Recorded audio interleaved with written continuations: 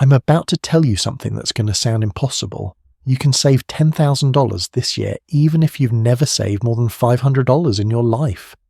Even if you think your income is too small, even if you've tried before and failed, and I'm not going to tell you to get a second job, start a side hustle, or suddenly make double what you're making now. Because here's the brutal truth. The reason you haven't saved $10,000 yet has nothing to do with how much you make. I've seen people earning $40,000 a year save more than people earning $100,000. The difference isn't their paycheck. It's a formula, a specific sequence of decisions that makes saving inevitable instead of impossible. And by the end of this video, you're going to have that exact formula. Not theory, not motivation, but a step-by-step system you can start using today. Before we talk about how to save money, we need to talk about where it's going. Right now, your money has a leak.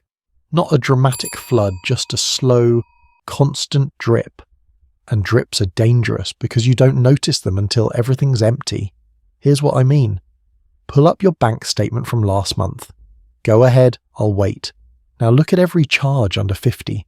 Coffee subscriptions, app purchases, delivery fees, that thing you bought on Amazon at midnight, the streaming service you signed up for during a free trial 6 months ago. Add them up. Not the big stuff, just the small stuff. The charges that felt like nothing when they happened. For most people, that number is somewhere between $300 and $600 a month. That's $3,600 to $7,200 a year disappearing into thin air. Money you worked for, money you pay taxes on, money that could have been $10,000 sitting in your account right now. But here's what makes the leak so insidious. Each individual purchase feels justified. It's just $5, it's just $15, it's just $30. Your brain can't process the cumulative damage because it evaluates each decision in isolation. You never see the total. You never feel the weight. And by the time the month ends, you're broke and confused about where it all went. The leak isn't about being irresponsible. It's about being human in a system designed to extract money without you noticing. Every company you interact with has spent millions figuring out how to make spending feel painless. One-click purchases, auto-renewals, subscription models that make you forget you're paying. They've turned your wallet into a tap they can open whenever they want. So step 1 isn't about saving money, it's about plugging the leak. And that starts with something most people refuse to do because it's uncomfortable. You need to see the truth about where your money goes. Not guess, not estimate, actually see it. Here's what you're going to do tonight. Download your last 3 months of bank statements. Open a spreadsheet or grab a notebook. Go through every single transaction and put it into one of 3 categories. Category 1, survival. Rent, utilities, groceries, insurance, transportation to work. The stuff that keeps you alive and employed. Write down that monthly total. Category 2, improvement. Gym membership you actually use, therapy, education, anything that genuinely makes your life better in measurable ways. Be brutally honest here. That book you bought but never read doesn't count. That online course you never finished doesn't count. Category 3, everything else. Entertainment, convenience, comfort, status, impulse. This is the leak category. This is where $10,000 is hiding. Most people never do this exercise because they're afraid of what they'll find. They'd rather stay blind than face how much money they're wasting. But you can't fix a problem you won't look at. And the crazy thing, once you actually see the numbers, the solution becomes obvious. I did this exercise 3 years ago. My survival category was $2,100 a month. My improvement category was $150. And my everything else category by $400. Almost $17,000 a year on stuff that added zero value to my life. Restaurants I barely remember. Clothes I wore twice. Gadgets I was excited about for a weekend. The number horrified me.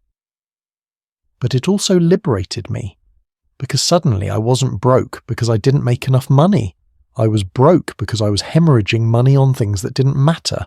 And hemorrhaging can be stopped. Now here's where we flip everything you've been taught about budgeting. Traditional budgets fail because they start with restriction.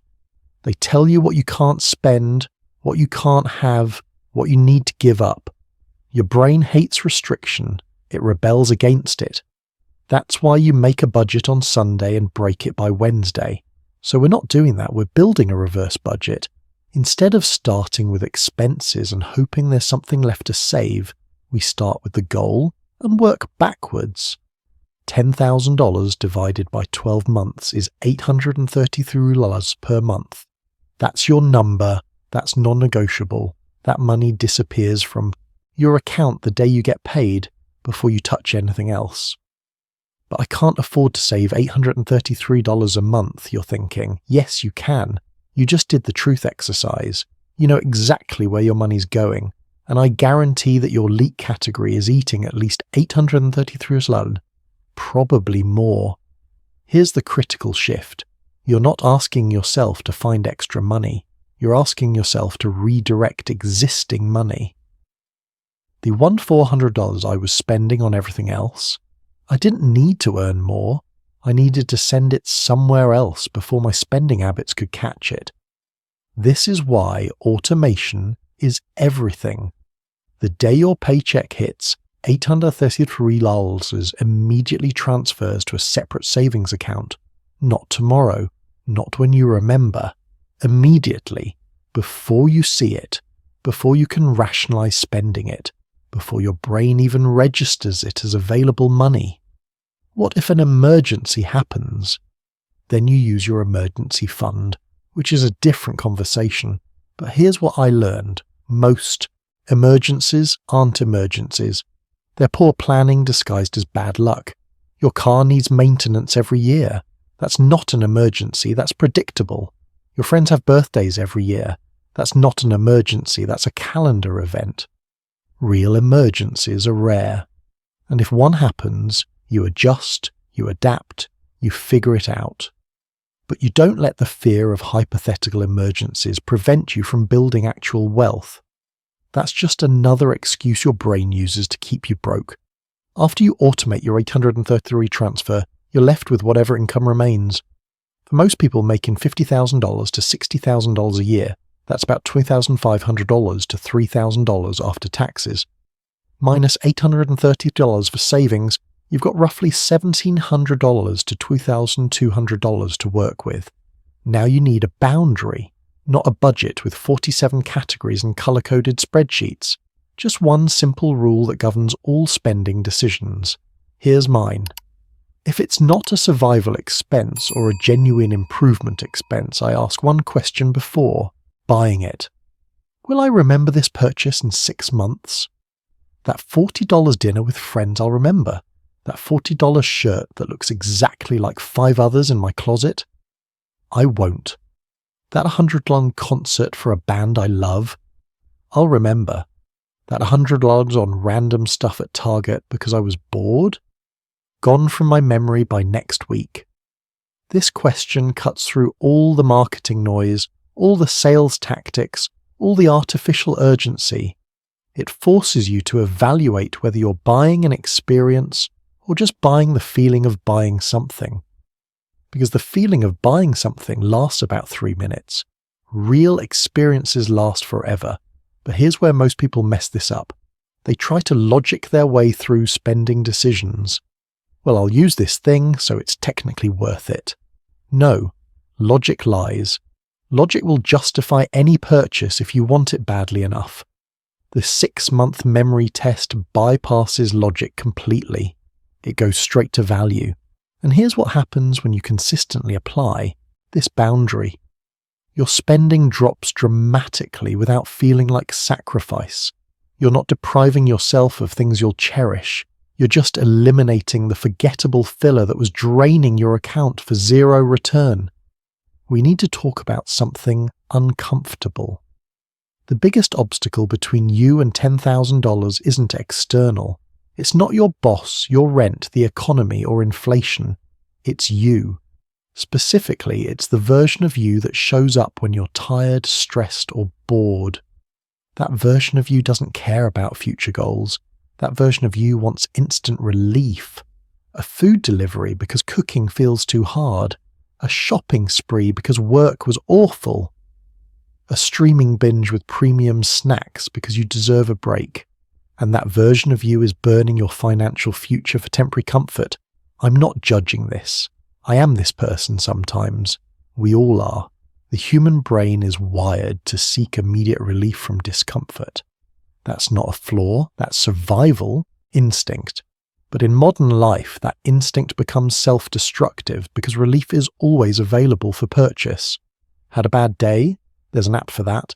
Feeling lonely? Buy something. Feeling worthless? Spend money to feel better. We've been conditioned to treat purchasing as therapy.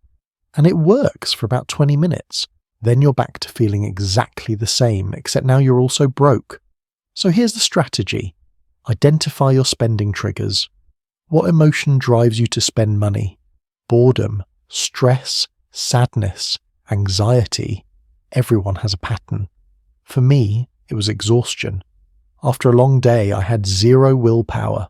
I'd order food, buy random stuff online, subscribe to services I didn't need. I was trying to buy energy. Once you know your trigger, you can interrupt the pattern. When that emotion hits, you don't go to your default spending behavior. You go to a replacement behavior that's free. Stressed? Go for a walk instead of shopping. Bored? Call a friend instead of scrolling. Through sales. Exhausted? Go to bed early instead of buying convenience. This sounds too simple to work, but simplicity is the point. You're not fighting your emotions. You're just redirecting them before they reach your wallet. And each time you successfully redirect, you're training your brain that relief doesn't require spending. That's freedom most people never experience. Let me ask you something personal. How much of your spending is about you versus about them? Be honest. How many purchases are you making because of what other people have, what other people will think, or what other people expect? Your friend got a new car. Suddenly your perfectly functional car feels inadequate. Your coworker went on an expensive vacation. Suddenly you need to book something comparable. Someone on Instagram has an aesthetic apartment. Suddenly your space feels disappointing. This is comparison poison, and it will absolutely destroy your ability to save money because there's no endpoint.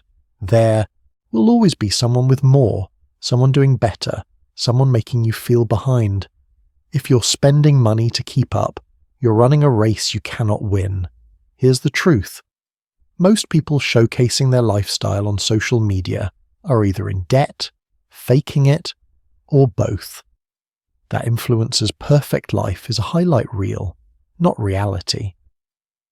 That friend's new car might be financed at 8% interest with a payment that's crushing them.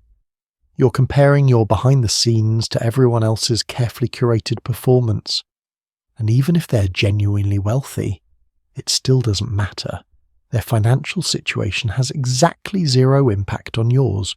You're not in competition with them. You're in competition with the person you were yesterday. That's the only comparison that means anything. Saving $10,000 requires opting out of the comparison game entirely. It means being okay with driving an older car while your friends upgrade. It means being comfortable in a smaller apartment while your peers move to luxury buildings. It means saying no to expensive dinners, trips, and experiences that exist mainly to prove you can afford them. Can you do that? Can you stop performing wealth you don't have for people who aren't even paying attention? Because I promise you, nobody is thinking about your life as much as you think they are. They're too busy worrying about their own image to judge yours. The fastest way to save money is to stop caring about looking like you have money. It's that simple and that difficult. Here's something I discovered by accident. The money you save needs to disappear completely from your mental accounting. If you can see it, you'll spend it. If it feels accessible, it's already gone. This is why savings accounts in the same bank as your checking account don't work. You log in, you see the balance, you think, I have $2,000 in savings. I can afford this $200 purchase. And suddenly your savings becomes a spending buffer instead of actual savings. The solution: make your savings invisible and inaccessible. Open a high-yield savings account at a completely different bank, one that takes 2-3 business days to transfer money back. No app on your phone, no quick access. Pure friction between you and your money.